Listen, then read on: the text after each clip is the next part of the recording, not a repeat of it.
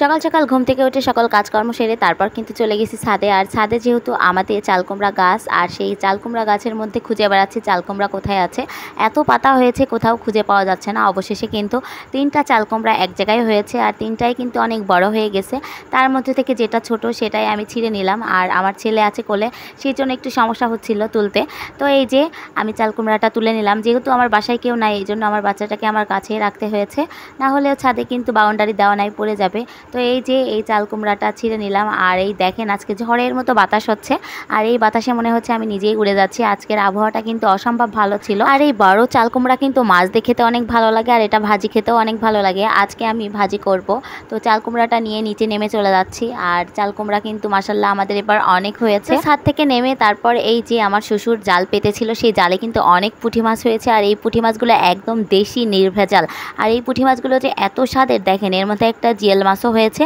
তো এই পুঁটি মাছগুলো আমি এখন কেটে ফেলবো। এগুলো আজকে চচ্চড়ি করা হবে। পুঁটি মাছ কিন্তু চচ্চড়ি খেতে অনেক ভালো লাগে। তো আমি আর আমার ননদ হাসাহাসি করছিলাম। আর এই যে কচুর পাতা, এইভাবে মাছ কাটতে বসলে কিন্তু মাছের আঁশগুলো সব এক জায়গায় পড়ে, মাছগুলোও খুব ভালো থাকে।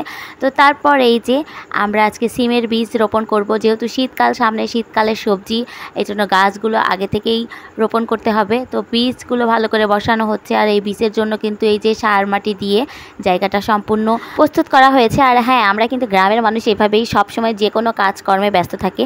আর আমরা কিন্তু বসে থাকি না, আমাদের সবসময় কোনো না কোনো কাজ থাকে। গ্রামের বাড়িতে বিভিন্ন ধরনের কাজ থাকে, ধরাবাঁধা কোনো কাজ থাকে না।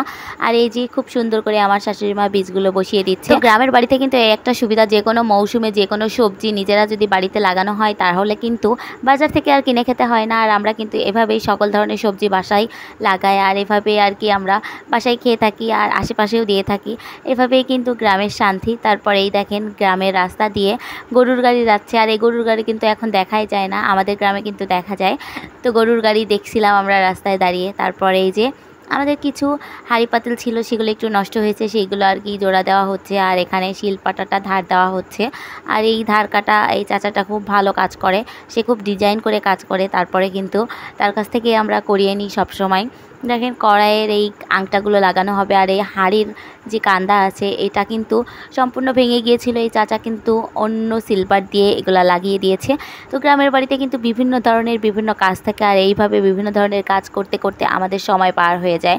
তো এইগুলা করতে করতেই কিন্তু রান্নার বেলা হয়ে গেছে।